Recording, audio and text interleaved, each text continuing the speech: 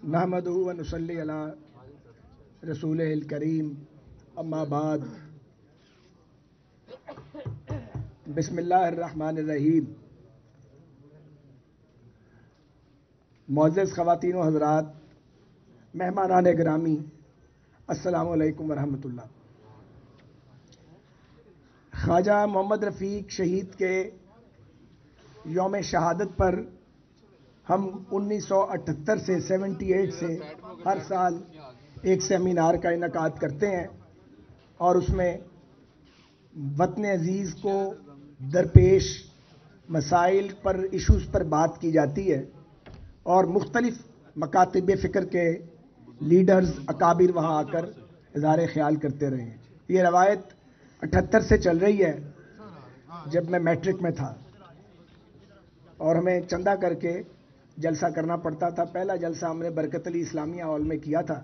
वो एक तारीख़ी हॉल था और मुझे अभी तक याद है कि हमने 1200 रुपये इकट्ठे किए थे और उस वक्त हमने वो प्रोग्राम किया था। तो वो अनइंटरप्टेड चलता रहा। हम जेल में गए या जहाँ भी थे, लेकिन ये निज़ाम चलता रहा। मगर इस बार ये तकरीब 3 साल के वक्फे के बाद मुनक़िद हो रही है। पिछले साल कोविड का जोर था बहुत ज़्यादा और उससे पीछे 2 दिसंबर जेल में गुजर गए। उस वक्त ये होता था कि अगर मैं अंदर होता था तो सलमान साहब बाहर होते थे, वो मैनेज करते थे। इस बार हमारे मेहरबानों ने सोचा कि दोनों भाइयों को ही बंद कर दिया जाए, ना रहेगा बांस ना बजेगी बांसुरी। लेकिन बांसुरी तो फिर भी बजती रहती है, आपको पता है, हर दौर में ऐसा होता है। हमारी किस्मत में शायद हर दौर में जेल जाना लिखा है। मैं तकरीबन 13वीं-14वीं बार जेल यात्रा कर आया हूँ। जिस जेल में मुझे रखा गया था उसके सुपरडेंट की एज 38 साल थी और मैं 37 साल पहले पहली बार उस जेल में गया था। तो ये बदकिस्मती से पाकिस्तान में ये निज़ाम चलता है, हर आने वाला जाने वालों की मुलामत भी करता है, उनकी मुरम्मत भी करता है, सबक भी नहीं सीखता और फिर उसी चक्की में से पिस के गुजरता है सुरमे की तरह, जिसमें से उसने दूसरों को पीसा होता है। आज का मौजू बड़ा अहम है। अभी थोड़ी देर में सदर मुस्लिम लीग जनाब शहबाज शरीफ साहब भी तशरीफ़ लाएंगे। कायद हिज़्ब इख्तिलाफ पंजाब असेंबली हमजा शहबाज साहब भी रास्ते में हैं और फाइनली पाकिस्तान मुस्लिम लीग नून के कायद मियां मोहम्मद नवाज शरीफ साहब भी इस तकरीब से खिताब फरमाएंगे।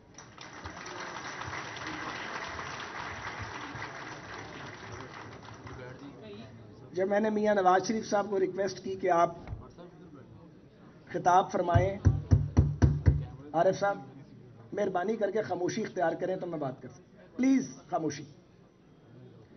जब मैंने मियां नवाज शरीफ साहब से दरख्वास्त की कि आप खिताब फरमाएं, तो मियां साहब बड़ी लतीफ़ तबीयत के मालिक हैं। वो मुझे कहने लगे कि मैं तो खिताब कर दांगा खाए साहब, ये ना हो ताड़े ते अताब और तेज़ हो जाए। मैंने उन्हें कहा अताब तो ख़त्म ही नहीं हुआ, वो तो मुसलसल जारी है और ऐसा अताब है कि पहले भी अताब नाज़िल होते रहे हैं कि ऐसा अताब इससे पहले ना देखा ना सुना। लेकिन कोई बात नहीं, जहाँ 3.5 साल गुजर गए हैं, बाकी भी चंद महीने गुजर ही जाएंगे। तो उन्होंने मेहरबानी की और उन्होंने कहा कि मैं ज़रूर बात करूँगा। तो तकरीब के इख्तिताम पे इंशाअल्लाह ताला उनका खिताब हम सुनेंगे और कोशिश करेंगे इस बार कोई लाइन ना काट सके। लाइनों पर भी हमने अपने लड़के लगाए हुए हैं। तो आज का मौजू इस हवाले से बहुत अहम है कि पाकिस्तान बहरानों में घिरा रहता है। जब से ये बना है, बहरान है कि ख़त्म होने का नाम ही नहीं लेते। एक बहरान टलता नहीं है तो दूसरा बहरान जो है वो आ जाता है और ये कौम इन बहरानों का सामना करते करते करते बड़ी अजीमत के साथ, बड़ी हौसले के साथ यहाँ तक आ गई है। और हर वक्त ये लगता है कि मुल्क ख़तरे में है और वाकई ख़तरे वाली बात होती है। लेकिन अल्लाह ताला की करम नवाजी से बना हुआ ये मुल्क, औलिया कराम के फिजान से बना हुआ पाकिस्तान, अल्लाह ताला इसका निज़ाम चला रहा है, वरना इसको चलाने वालों ने इसको बर्बाद करने में कोई कसर नहीं छोड़ी। लेकिन मैं ये समझता हूँ और ये मेरी कंसिडर्ड ओपिनियन है कि खराबी की बुनियाद इस मुल्क में लगने वाले मार्शल लॉ है। इसमें किसी को कोई शक नहीं रहना चाहिए, क्योंकि जनरल अयूब खान डे 1 से बदनीयत थे, और उनकी बदनीयती जो थी उसने पाकिस्तान की बुनियादों को सबसे पहले खोखला किया। और पहले पहले झूठ भी उस वक्त बोले गए जब खुशहाली के सुनहरे बाग दिखाए जा रहे थे और पाकिस्तान को अमेरिकी कर्जों की दलदल में धकेल दिया गया था, और अमेरिका की टाउटी भी सबसे पहले उनके दौर में शुरू की गई थी। उन्हीं के दौर में कलमा हक कहने वालों की किरदार कशी शुरू हुई। उन्हीं के दौर में पॉलिटिकल एक किंग्स पार्टी बनाई गई। उन्हीं के दौर में वो साजिशें हुई जिन्होंने बिल आखिर पाकिस्तान को तोड़ दिया, और याहिया खान उनकी एक्सटेंशन थे।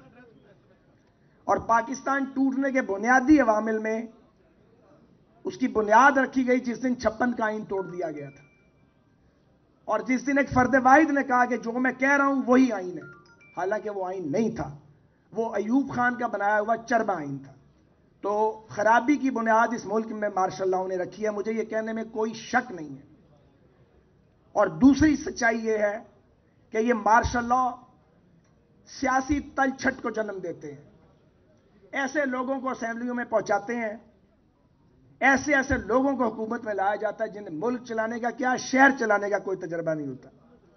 सियासी जद्दोजहद करने वाले लोगों को साइडलाइन कर दिया जाता है, और जागीरदारों और सरमायादारों की औलादों को और उनके नुमाइंदों को मजबूत किया जाता है।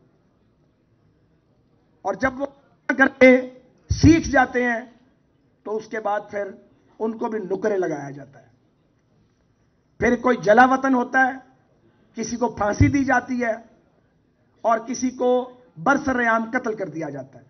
यह पाकिस्तान की बदकिस्मत तारीख है। मुझे कहते हैं तो मैं नहीं बोलता, लेकिन मेरे ना बोलने से फर्क नहीं पड़ेगा, तारीख नहीं बदलेगी। तारीख यही रहेगी, सच्चाई भी यही रहेगी। और दूसरा सच यह है कि पाकिस्तान, मैं समझता हूं, कागजों में आजाद हुआ था। आजादी पाकिस्तान के आम आदमी तक पहुंचने नहीं दी गई। और तीसरी सच्चाई यह है कि इस रियासत में जहां आइन भी मौजूद है, कवानीन भी मौजूद है, पार्लियामेंट भी बार बार मार्ज़े वजूद में आती है, जंगल का कानून इसमें नाफिज है। और रियासत को जंगल बनाया गया है। जब जब इसको ठीक करने की कोशिश की जाती है, जो लोग इसे ठीक करने की कोशिश करते हैं वो या भारतीय एजेंट करार पाते हैं, या गद्दार करार पाते हैं, या शरपसंद करार पाते हैं, या बागी करार पाते हैं, और फिर उनमें से बाज लोग पटरी से उतर भी जाते हैं, और वो पटरी से उतर के ऐसा नुकसान पहुंचाते हैं जो इररिपेयरेबल लॉस होता है, मगर फिर भी सबक नहीं सीखा गया। और यह भी सच है कि पाकिस्तान में नजरिया जरूरत, उसकी बदरू अब भी घूम रही है। जैसे अयूब खान की बदरू अभी तक दफन नहीं हुई, नजरिया जरूरत की बदरू भी दफन नहीं हुई। ये बदरूहें जो हैं, इन्होंने पाकिस्तान का घेराव किया हुआ है। और उससे अगला कड़वा सच ये है कि पाकिस्तान की सियासी जमातें जो अपने आप को मुनज़्ज़म नहीं कर सकी और शाही सल्तनतों में तब्दील कर दी गई, ये बड़ा कड़वा सच है।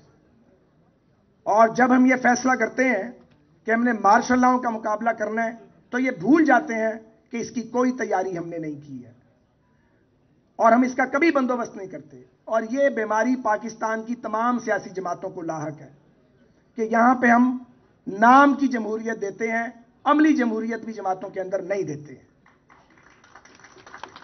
तो मैं ये समझता हूं, बहुत लंबी बात नहीं करनी चाहिए, लेकिन मैं ये समझता हूं कि अगर हमने पाकिस्तान को ट्रैक पर डालना है तो सबसे पहले पाकिस्तान की पॉलिटिकल पार्टीज को अपने आप को आम आदमी तक ले जाना पड़ेगा।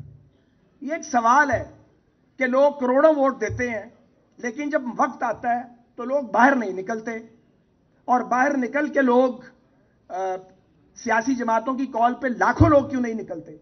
वोट करोड़ों मिल जाते हैं, लोग हजारों निकाल रहे हो तो एड़ी चोटी का जोर लग जाता है। उसकी वजह है कि सियासी जमातों ने बशमूल मेरी जमात के अपने आप को मुनज़्ज़म ही नहीं किया। अगर आप अपने आप को मुनज़्ज़म करें, आप लोगों के मसाइल जो हैं, आम आदमी का मसला, जो गली का मसला है, गांव का मसला है, उसके साथ अपने आप को रिलेट करें, अपनी क़यादतों को तरबियत दें और पिक एंड चूज ना करें, तो फिर आप देखें इस मुल्क में कभी मार्शल लॉ नहीं आएगा। अगर यह मालूम हो कि 5 लाख 10 लाख आदमी 22 करोड़ के मुल्क में रोड पे आ सकता है। कौन मार्शल लॉ लगाएगा पाकिस्तान में? कौन सा जज नजरिया जरूरत के तहत फैसला देगा? कौन सी नैब फिर किसी को पकड़ेगी? फिर हाथ कांपेंगे और टांकें लर्जेंगी हर उस गासिब की, वो सिविल गासिब हो या फौजी गासिब हो, सबकी टांगें भी कांपेंगी और हाथ भी कांपेंगे। लेकिन अगर लोगों को यह पता हो कि आपको पकड़ के पाबंदे सलासल कर दिया जाएगा मुल्क के सबसे बड़े लीडर को, और बाहर 150 आदमी बैठा होगा, तो फिर अगले तो पकड़ेंगे आपको। यह बड़ा खुला सच है। मुझे अपनी करते 30 साल हो गए हैं, अब तो मैं इतनी बात नहीं करता, कभी कभी करता हूं। लेकिन अगर मसला हल करना, फिर पाकिस्तान की पॉलिटिकल पार्टीज को अपनी जमातों को ग्रास रूट लेवल पे मुनज़्ज़म करना पड़ेगा, इज्तिमाई फैसले करने होंगे, फिर असेंबलियों के टिकट आला तरीन जो कायदीन है 8-10 वो नहीं देंगे, फिर वो रिकमेंडेशंस नीचे से होकर ऊपर आएगी। ये अभी हमने एक तजर्बा किया कैंटोनमेंट बोर्ड के इलेक्शन में। मेरे हल्के के बहुत से लोग बैठे हैं, इलेक्टेड काउंसलर भी बैठे हैं, वो भी तशरीफ लाए हैं जिन्हें टिकट इस बार नहीं मिला, वो भी जमात के साथ खड़े हैं। कोई वायलेशन नहीं हुई। वजह यह थी कि फैसला एमएनए और एमपीए ने नहीं किया, वहां के मुकामी दोस्तों ने फैसला किया। और जब तक फैसला कंसेंसस के साथ नहीं हुआ, हम उस बात को मशवरे में डालते गए। इसके लिए वक्त देना पड़ता है और मेहनत करनी पड़ती है। हमारे इलेक्शन आते हैं, हम पार्लिमानी बोर्ड बनाते हैं, पता ही नहीं होता कौन किधर से आया है, पता करते हैं, वक्ती तौर पे टिकट दे देते हैं, वो जीत जाता है, उसके बाद भाग जाता है, फिर सर पकड़ के बैठ जाते हैं ये भाग गया है। रोज होता है हमारे साथ, फिर भी हम सबक नहीं सीखते। अब भी मैं समझता हूं, बाकियों को तो मैं मशवरा दे सकता हूं, मुस्लिम लीग नून को अपने पार्लियामेंट्री बोर्ड्स को आज एक्टिवेट कर देना चाहिए। आज आप अगर अपने गैप फिल कर लें और मौजू उम्मीदवार आज तलाश कर लें, तो इमरान खान की सियासत का जनाजा निकलता देखेंगे आप। ये मैं आपको बता रहा हूं। मुझे इमरान खान से कोई नफरत नहीं है, मेरा बड़ा ताल्लुक रहा है उनके साथ, कभी बड़ा अच्छा ताल्लुक रहा है 2002 से 2007 तक। लेकिन उनको भी सबक सीखना इसलिए जरूरी है कि वो भी एक सियासी हकीकत बन चुके हैं। मगर मछली पत्थर चाट के ही वापस आएगी, मछली ने वापस आना है। और मैं 4 साल से ये बात कह रहा हूं कि हमारे ट्रक पे उनकी कुर्सी भी पड़ी हुई है, एक वक्त आएगा उसी कुर्सी पे बैठेंगे। अगर पीपल्स पार्टी और मुस्लिम लीग जो दरिया के 2 पार्ट हैं, मिलते भी नहीं हैं, जुदा भी नहीं होते, अलग अलग सियासी जमातें हैं, अपना अपना फलसफा है, लेकिन जब इस मुल्क में पॉलिटिकल स्ट्रगल शुरू होती है तो हमें इकट्ठे होना पड़ता है। ये सियासी बरादरी को इकट्ठे होना पड़ता है। इमरान खान साहब, आप इस सियासी बरादरी के मेंबर ही नहीं बने, आपने तो किसी से हाथ ही नहीं मिलाया। आपने तो आज सुबह एक तैनाती नैब लाहौर में करवाई है, ब्लेटेंट वायलेशन है रूल्स की, ब्लेटेंट। एक ग्रेड 22 के अफसर को उठाया पूरे पाकिस्तान से, रूल्स रिलैक्स किए हैं और उनको पहले डीजी नैब लगाया है और आज डीजी लाहौर पोस्ट कर दिया है, ताकि पीएमएलएन का जो बाकी अभी कोई अगर समझते हैं रगड़ा नहीं निकला, वो भी रगड़ा निकाला जाए। ऐसे नहीं रगड़े निकला करते, ऐसे जेलों में डालकर आप समझते हैं कि लोगों को तोड़ देंगे। कोई एक आदमी टूटा है? कोई नहीं टूटता। तकलीफ पहुंचाते हैं, उसका फिर जवाब भी तकलीफ में मिलता है। उसका नुकसान ही होता है कि पॉलिटिकल जो एक एटमॉस्फेयर है वह प्ल्यूट हो जाता है, आलूदगी पैदा हो जाती है उसके अंदर। तो मैंने काफी देर आपसे बात की है, हमारे बाकी भी कायदीन ने बात करनी है। मैं अपनी बात को यहां समअप करना चाहता हूं कि अदलिया हो या एस्टेब्लिशमेंट हो, पाकिस्तान की सियासी जमातों की आला तरीन क़यादत हो या मीडिया से रिलेटेड आला तरीन जो मीडिया के दिमाग हैं, सबको सोचना पड़ेगा कि क्या हमने इस रियासत को एक वायबल रियासत के तौर पे आगे बढ़ाना है। क्या एक दूसरे के चेहरे दागदार करके, एक दूसरे से बदले लेके हम इस मुल्क को आगे लेके जा सकते हैं? क्या 22 करोड़ पाकिस्तानी इस जिंदगी के हकदार हैं जो उन्हें दी गई है? गुर्बत बढ़ रही है, बेरोजगारी आसमान पे पहुंच गई है, आपस की लड़ाई खत्म होने में नहीं आती।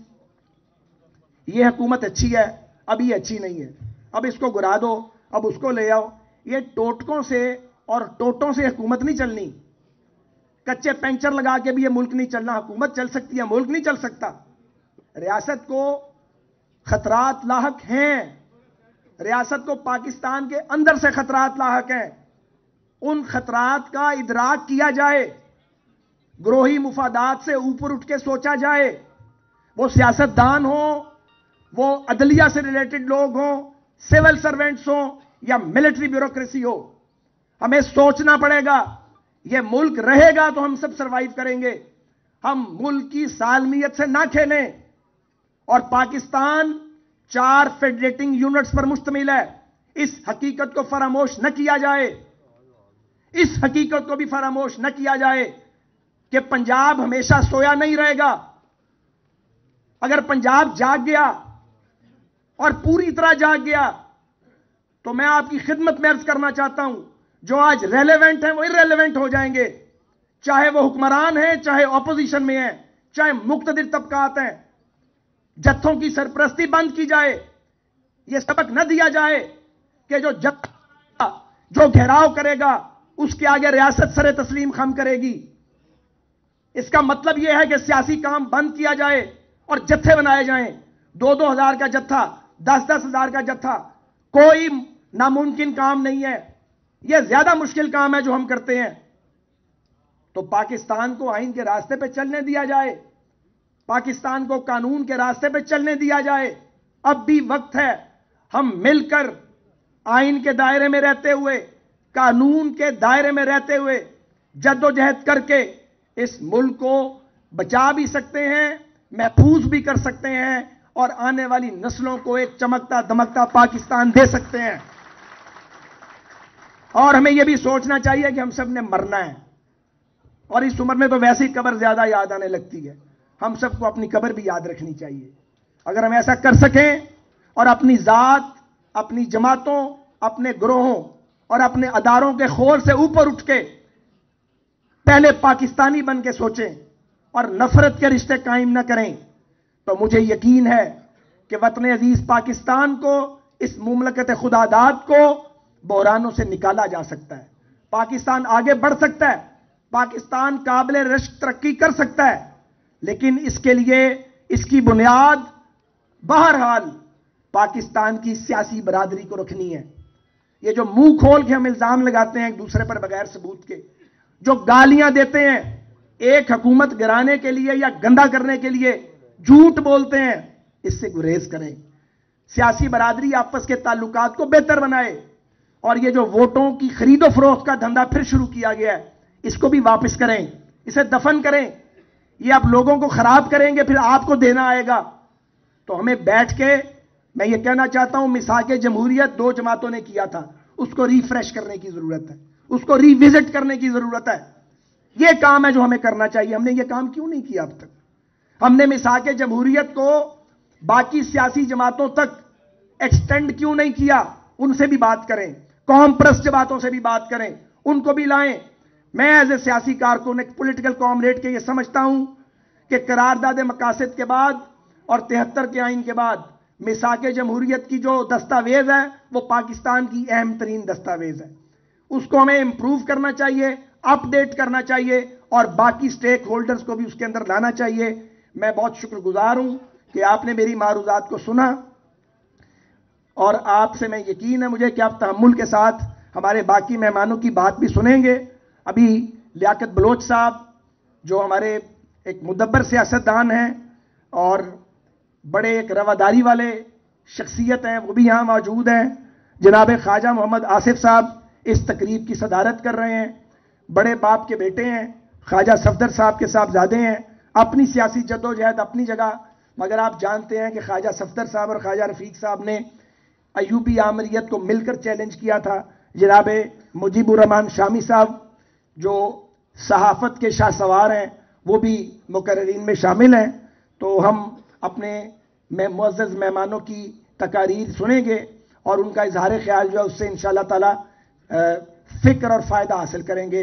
پاکستان پائندہ باد, آئین پاکستان زندہ باد, جمہوریت زندہ باد, زندہ باد, زندہ باد.